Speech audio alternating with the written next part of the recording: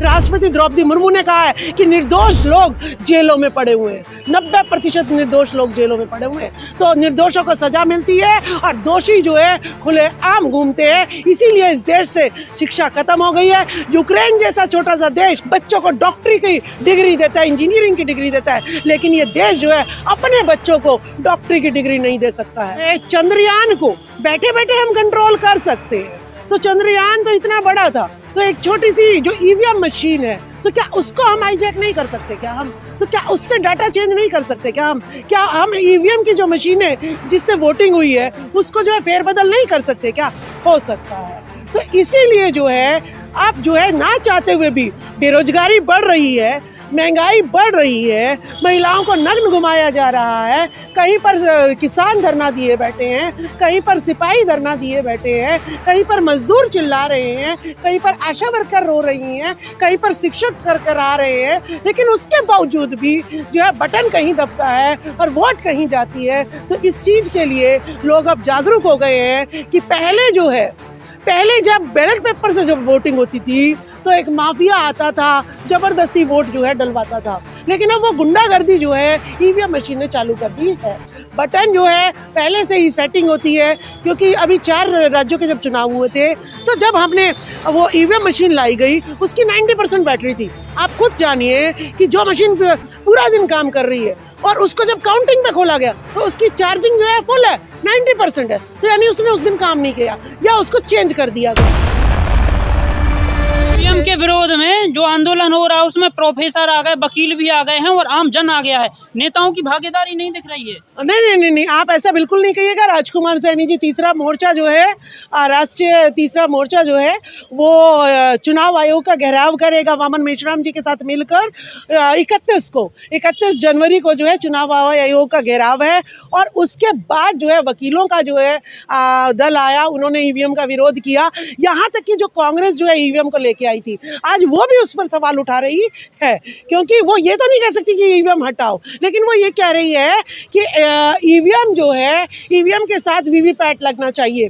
VVPAT की demand पहले उठी थी, लेकिन सरकार ने क्या किया कि 5-10% वीवीपैट जो है बूथों पर लगाए, ताकि जनता जो जागरूक जगह है वहाँ पर लगा दिए, जनता चुप हो जाए। लेकिन जो है अब 100% बूथों पर वीवीपैट मशीन लगनी चाहिए और पर्ची जो है जो वोटर है उसको वो स्लिप दिखाई देनी चाहिए कि मैंने जिस कैंडिडेट को वोट डाली है उसको गई या नहीं गई, और फिर उस वोट को स्लिप को एक बॉक्स में डाल देना चाहिए।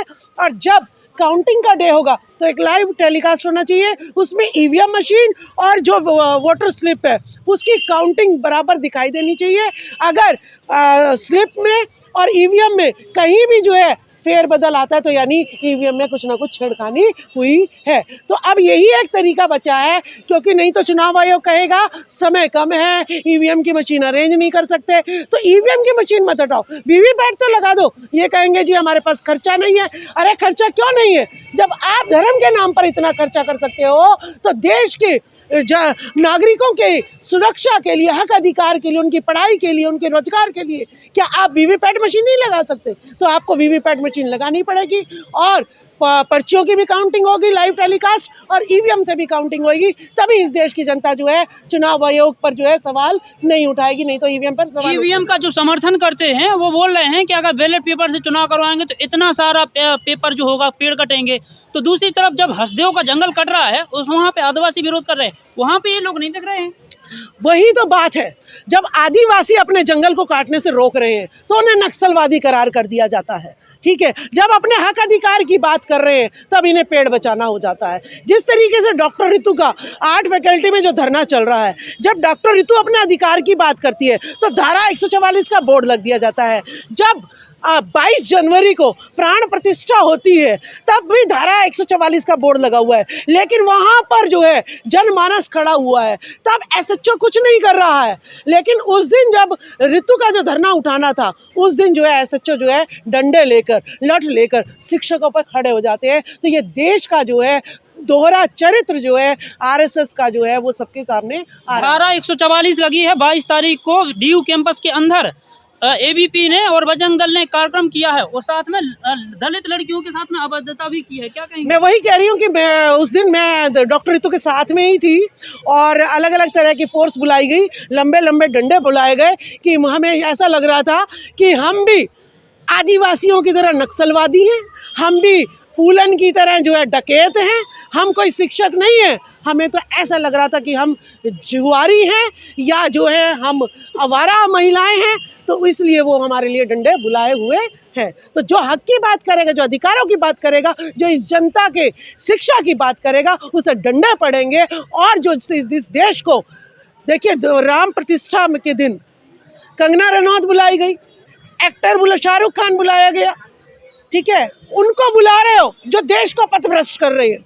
किसी शिक्षक का नाम सुना, किसी गुरु का नाम सुना? नहीं। तो ये देश कहाँ जा रहा है? तो राम मंदिर के प्राण प्रतिष्ठा में तो महामहिम राष्ट्रपति जी को भी नहीं बुलाया था, तो क्या कहेंगे? हम ये कहेंगे कि महिलाओं का अपमान है, हम ये कहेंगे ये आदिवासियों का अपमान है, हम ये कहेंगे कि इस देश के मूल निवासियों का अपमान है, जो हम सहन नहीं करेंगे।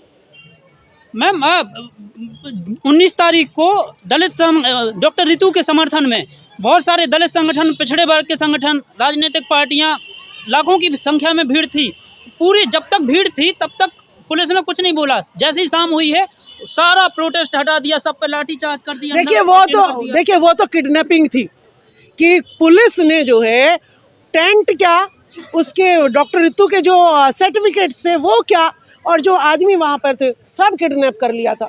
तो ये पुलिस जो है हमारी रक्षक नहीं भक्षक का काम उस दिन उसने किया था।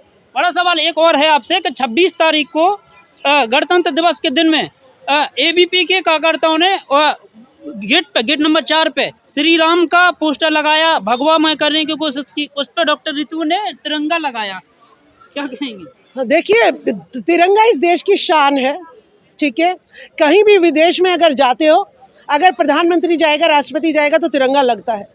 तो तिरंगा जो है, तिरंगे को किसी भी झंडे से हम हटा नहीं सकते हैं। तो डॉक्टर रितु ने बहुत सराहनीय काम किया है ये। और मैं ये कह रही हूँ कि जिस दिन राजनीति में धर्म घुस जाएगा उस दिन इस देश का बेड़ा गर्क हो जाएगा। तो ये देश का बेड़ा गर्क है, जो शिक्षा की बात नहीं करता, जो रोजगार की बात नहीं करता, जो सम्मान की बात नहीं करता, सिर्फ और सिर्फ धर्म की राजनीति से इस देश का उद्धार नहीं होने वाला, इस देश का विनाश होने वाला है। डॉक्टर रितु के आंदोलन को 5 महीने होने को हैं, मतलब इतने सारे लोग समर्थन में आ रहे हैं, इतना आंदोलन हो रहा, सड़कों पे आ गए, फिर भी न्याय मिलता नहीं दिख रहा। देखिए, जिस पर इतनी धाराएं लगी हुई है डॉक्टर सविता रॉय पर, वो विदेशों में घूम रही है, और अगर मैं किसी को एक थप्पड़ भी मार दूं तो पुलिस अभी मुझे उठा के ले जाएगी। मैं तो अपने बोल भी नहीं सकती।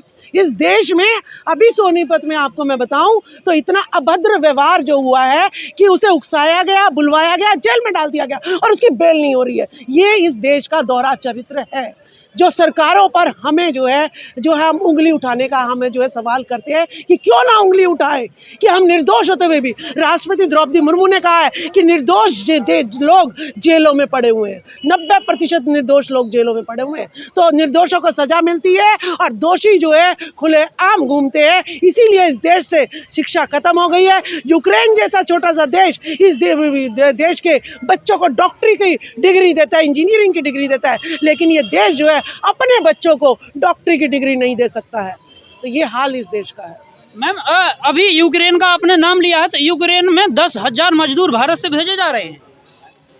देखिए, यहाँ पर जब आप भूखे मरोगे, बेरोजगार रहोगे, तो फिर क्या नहीं करेगा इंसान? तो वो कुछ भी करने को तैयार है। और एक और सच्चाई बता दूं मैं, जो डंकी पिक्चर है वो बिल्कुल सही पिक्चर दिखाई गई है। क्या लगता है 2 करोड़ रोजगार देने में का वादा करने वाली सरकार अब विदेश वहाँ पे भेज रही है मजदूरों को, जहाँ पे इतने सारे युद्ध चल रहे हैं, खतरा है। देखिए, वो कह रहे जान जाए, लेकिन कम से कम कुछ दिन कमाएंगे अपने लोगों का पेट। भारत के इतने बुरे हालात हो गए हैं क्या? भारत के इतने बुरे हालात आप पंजाब में, हरियाणा में जाके देखो। चलो कनाडा, पहुंचो कनाडा, लोग जो है अपनी जान को, अपने खेतों को गिरवी रख के विदेशों में जा रहे हैं, क्योंकि यहाँ पर इनको खाने के लाले हैं। आखिरी सवाल मैम यही है कि एक तरफ सरकार महिलाओं को सम्मान देने की बात करती है, बोलते लक्ष्मी है सब कुछ, दूसरी तरफ 5 महीने होगा डॉक्टर रितु को, इनको न्याय मिलता नहीं दिख रहा। देखिए हम जो है कोई स्वर्ण जाति की महिलाएं तो है नहीं जो हमें न्याय मिलेगा। क्या लगता है जातीय भेदभाव हो रहा? जातीय भेदभाव तो इस देश में जो है 75 साल की आज़ादी में बढ़ ही रहा है, घट नहीं रहा।